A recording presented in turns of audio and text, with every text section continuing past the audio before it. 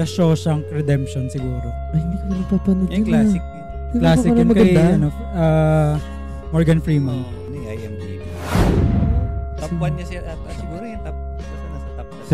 Sige. Yari yan sa akin. Yung story, brief, go. Kahit mas spoil, okay lang. Sa Shawshank Redemption, more of siya life in prison.